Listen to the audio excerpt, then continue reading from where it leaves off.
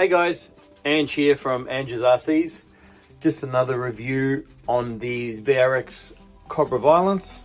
Had a bit of a bash with it yesterday afternoon because I bought some new batteries for it, and unfortunately I ended up hitting a tree. So at the moment everything looks okay, but I did end up cracking the chassis on it. So I'm a little bit disappointed with that. I got away with just putting in some screws for now. I didn't break the front plate that everyone says they break all the time. I'm actually spewing that I actually broke the chassis, so I'm gonna have to buy another one. So the little mod that I'm gonna do just to strengthen up the front shock tower, as well as the front plate that's nearly going to be on its way out if I bash it around a little bit more. I've actually just made like a little aluminium plate, so I'm end up going to retrofit this on and see how we go with it. So that's going to sit on the underside of the chassis there.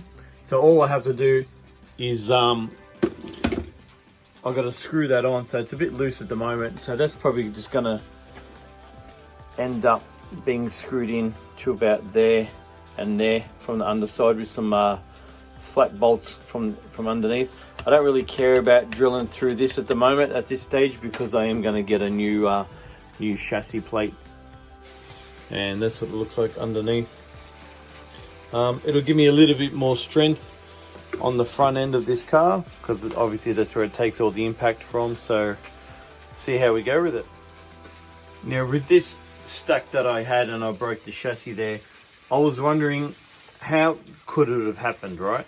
So I'm thinking, why did it break? Why did it break behind this plate there, right? On the chassis. So I'm thinking, if you've seen my last video, I've actually got this brake support from each shock tower. So I'm thinking, with the amount of force that hit the front of the car, which it hit around I think it was on this corner here that it broke, it hit this side, so the amount of force energy would have pushed and broken the plastic strip here, because instead of this flexing back, where I know it's only holding on by these top plates here from the from all the diffs all together, that's really the only support it's got. So the only two holes that it's got there. Because I've had this bar installed on the top, most of the impact, it's taken the absorption on this and it's held it structurally, and so it's found its weakest point. So it's pushed forward and structurally and broken on the chassis, like just underneath there. So I'm probably thinking that's why it broke. So as a result, as a test, I'm thinking, yeah, this is probably pretty good, but in the long run, I've got to see if it does it again.